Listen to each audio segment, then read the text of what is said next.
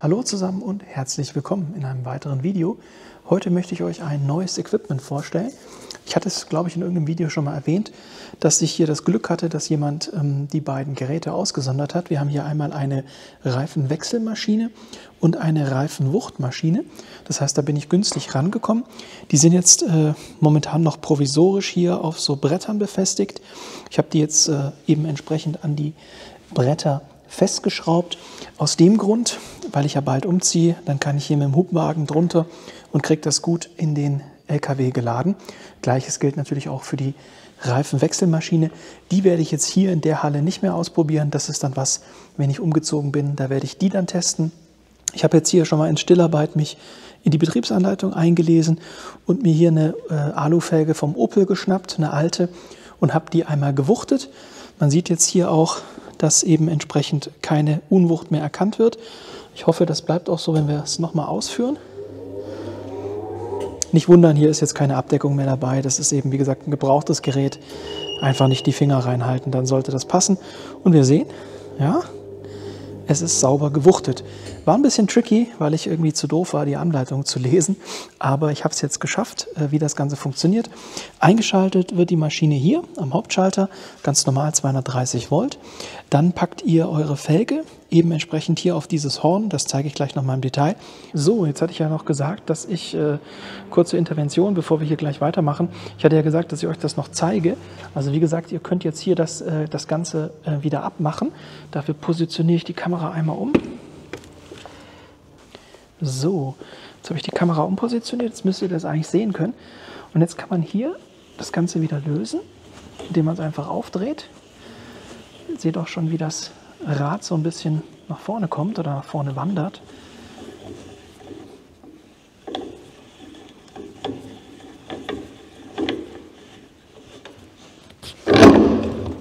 Zack. Und dann ist es schon runtergerutscht. Jetzt packt man das mal zur Seite. Und jetzt nehmen wir das Rad ab und ihr seht, da ist so ein Konus. Und dieser Konus, den treffen wir eben. Schieben wir das Rad hier so auf. Und dann kommt die Verriegelung hin. Da muss man jetzt halt beim Abnehmen ein bisschen aufpassen, dass es nicht so passiert, wie es mir eben passiert ist, damit man da nicht auf das Gewinde rutscht. Aber ansonsten, das ist eben der Weg, wie man jetzt die Felge drauf und wieder runter packt. Geht also wirklich sehr simpel und ist überhaupt nicht kompliziert. Und dann kann man eben hier, damit man das nicht verliert, kann man es ja nochmal 1, 2 Gewindegänge draufpacken oder man lässt es eben hier oben stehen. So, jetzt aber weiter mit der Standarderklärung. Also wie gesagt, ihr schnallt die Felge da drauf. Auf diesem Horn ist dann so ein kleiner Zylinder, so ein Konus, da könnt ihr das Rad draufstecken und dann wird das verriegelt. Ich zeige das einmal. Von der anderen Seite haben wir hier diese Verriegelungsmutter, die dreht man einfach zu. Das hier ist gummiert, sodass die Felge nicht beschädigt wird. Dann ist das Ganze fest. Das Ganze wird handfest gemacht. Ihr merkt dann, wenn die Mutter eben entsprechend greift. Nachdem man das gemacht hat, startet man bei der Maschine mit der Eingabe von insgesamt 3 Werten. Das ist der Wert A, der Wert L und der Wert D. Ich habe auch schon mal Videos gesehen von Twinbush zum Beispiel, von den Auswuchtmaschinen. Da sind sowohl die Programme, also wir haben hier Programm Static, Alu 1, Alu 2 und Alu 3, plus eben diese 3 Parameter, die sind da identisch. Also ich denke mal, das Prinzip wird da über die verschiedenen Hersteller hinweg ähnlich sein. Der Wert A, wie erfahren wir den? Wir haben hier an der Maschine selbst so einen kleinen Arm, den wir rausziehen können und den müssen wir mit der Nase, der hat hier so eine Nase, die muss auf die Felgenaußenkante. Da setzt ihr das an und dann lest ihr den Wert ab. Das sind jetzt bei mir 6,5. Diese 6,5, die stellt ihr dann hier mit plus minus ein. Ihr seht das, A, 6,5 habe ich schon gemacht. Der zweite Wert L ist sozusagen die Breite der Felge. Dafür ist auch wieder ein Messgerät dabei oder ihr wisst es einfach von eurer Felge, je nachdem. Hier ist jetzt wie gesagt auch ein Messgerät dabei. Das ist so eine kleine Leere, die haltet ihr an. Die haltet ihr einmal an hier vorne an der Felgenkante und hier innen. Ich mache das einmal. So, jetzt habe ich die angehalten und dann sehen wir, ist eine entsprechende 8er Felge. Ja, also wie gesagt, da an dieser Kante, eben wo wir auch vorher den Punkt A gemessen haben und vorne eben die Außenseite der Felge. Also hier, so, also hier dann eben auch anhalten und dann kommen wir eben ganz genau, quietscht ein bisschen, auf eine 8er Felge.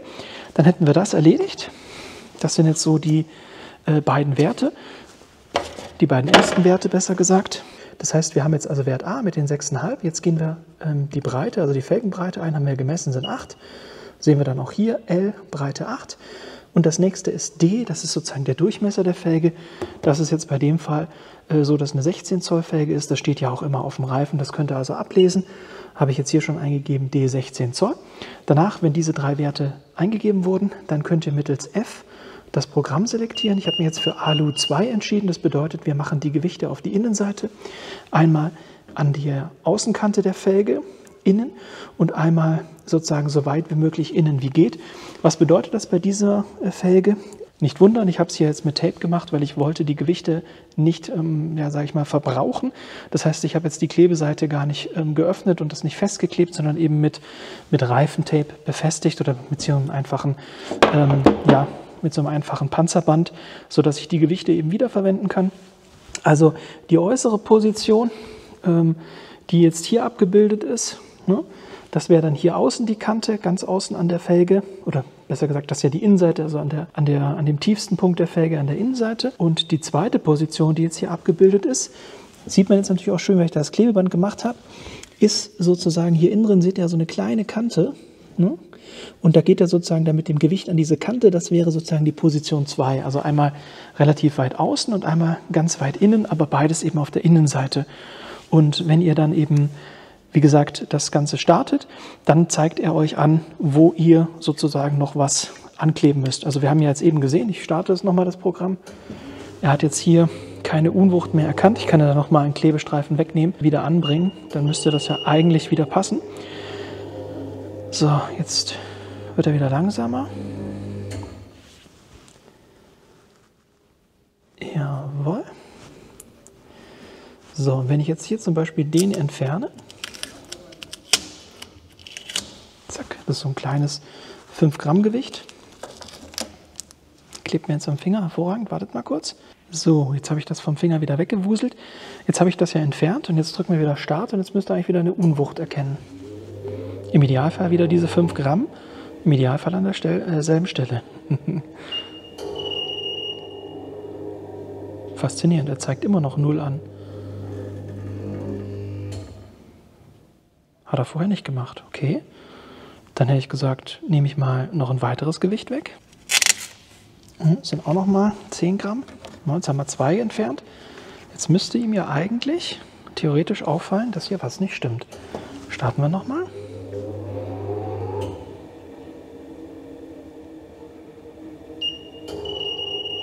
Jo, zumindest die 10 Gramm hat er jetzt erkannt. Das wäre jetzt die äußerste Position auf der Innenseite. Und jetzt nehmen wir hier die Hand und drehen das Rad so lange, bis hier bei der Position, ist schon passiert, eben alle Lichter aufleuchten. Drehe ich nochmal zurück, ne, gehen die Lichter weg, drehe ich wieder an die Position hin, gehen die Lichter wieder an.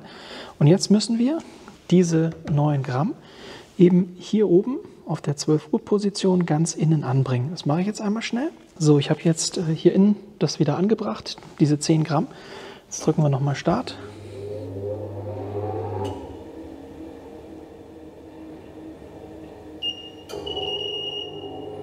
Tada! Und wir sind wieder bei 0. Haben es wieder gewuchtet. Also ist eigentlich relativ simpel. Wie gesagt, wenn man verstanden hat, wofür diese 3 Werte stehen, also das hier ist eben zu messen mit diesem Ding, Außenkante Felge, dann könnt ihr das hier direkt ablesen. Das zweite ist die Felgenbreite, also sprich jetzt in dem Fall waren das ja 8 Zoll und D ist dann sozusagen der Durchmesser, das waren dann eben jetzt bei mir 16 Zoll. Dann wählt er eben noch euer Programm, also das Programm bestimmt, wo die Gewichte angebracht werden sollen. Und dann, wie gesagt, folgt ihr einfach den Informationen, die euch die Maschine gibt, indem sie es euch dann hier mit Licht eben entsprechend anzeigt. Also ja, ist eigentlich relativ simpel, wenn man, wie gesagt, die 3 Werte verstanden hat und das Programm plus die Klebeposition, ja, relativ einfach. Wie gesagt, ich habe es jetzt nur halt mit Klebeband gemacht, weil ich die Gewichte nicht verschwenden wollte, damit da die Klebefläche nicht, weil wenn ich sie jetzt festklebe, wie gesagt, sind sie halt festgeklebt und ich kann sie nicht mehr verwenden. So zum Testen kann ich es wieder abziehen und sie später eben noch beim wirklichen Ausbuchten nutzen. Das war also jetzt der kurze Exkurs oder die kurze Erklärung zu der Reifenwuchtmaschine. Wie gesagt, ich habe mich jetzt laut Anleitung eben an dem Alu-2-Programm orientiert. Ist für Alufelgen. Ich habe nur Alufelgen, das heißt, diese Gewichte, die man hier so einschlägt, solche hier, die kommen jetzt für mich gar nicht in Frage. Ich nutze nur die Klebegewichte und ich möchte eben gerne, dass man die Wuchtgewichte nicht so einfach erkennen kann von außen auf der Felge. Deswegen habe ich mich eben für Alu 2 entschieden, weil da sind die Gewichte immer auf der Innenseite angebracht. Das heißt, die Front der Felge bleibt eben sauber oder da kann man es nicht erkennen, dass da entsprechend Gewichte vorhanden sind. Es sei denn, man hat eine Felge, wie jetzt zum Beispiel beim M2, wo man eben durchgucken kann. Ja, also hier haben wir relativ offene Speichen. Da sieht man dann natürlich trotzdem die Klebegewichte. Wobei ich jetzt hier sage, das ist eigentlich auch nicht ganz korrekt angebracht. Also zumindest nicht nach meinem Verständnis. Wahrscheinlich hat man es gemacht, damit die Freigängigkeit zum Bremssattel gegeben ist, ne? Weil laut dem Programm oder der Anleitung müsste man das Gewicht jetzt hier eigentlich auf dieser Innenkante befestigen. Denn das hier ist eigentlich jetzt schon zu weit draußen, zumindest nach dem, was ich verstanden habe, wie man das bei Alu 2 befestigt. Bei Alu 2 soll das sozusagen in einer Flucht sein mit der Felgenmitte. Das ist jetzt hier nicht gegeben. Ihr seht das ja, das geht hier nach außen. Aber man hat das wahrscheinlich gemacht wegen der Freigängigkeit am Bremssattel, wobei das eigentlich gehen müsste mit dem Gewicht. Also ja, wenn ich dann, wie gesagt, das alles umgezogen habe, also hier sieht man es ja noch deutlicher, ne? Das ist echt eklig, wenn die da aufgebracht sind. Ja, das heißt, das werde ich dann einfach bei Gelegenheit nochmal probieren mit dem Wuchten und das Ganze eben innen anzusetzen. Vielleicht kriege ich das ja ein bisschen schöner hin. Das hat jetzt BMW gemacht, da war ich eh nicht so ganz zufrieden. Die waren auch ein bisschen schief aufgesetzt, finde ich dann immer ein bisschen schwierig. War ja nicht ganz günstig, waren ja über 200 € für das Reifenwechseln und Wuchten. Insofern, ja. Wobei halt nicht inklusive Reifen, sondern nur für das Tauschen der Reifen und für das Wuchten der Reifen waren es irgendwie 250 oder 280 €. Also echt heftig. Und jetzt, wie gesagt, habe ich die Maschine. Das heißt, wenn ich das 10-mal gemacht habe, dann hat sich die Maschine schon gelohnt. Also so beide Maschinen, die habe ich jetzt wirklich günstig geschossen. Das heißt, 10-mal Reifen wechseln, auch mit abziehen und wieder drauf montieren. Und dann habe ich die Kosten sozusagen schon wieder drin. Und das kriege ich ja ruckzuck zusammen bei meinen Autos. Insofern finde ich eine ganz sinnvolle Investition. Jetzt habt ihr das, wie gesagt, auch gesehen, wie das funktioniert. Ich habe mich da jetzt, wie gesagt, so ein bisschen eingelesen, hat mich so eine halbe Stunde gekostet, dann hatte ich es verstanden. Und jetzt kann ich eben meine Reifen und Felgen eben entsprechend selber wuchten.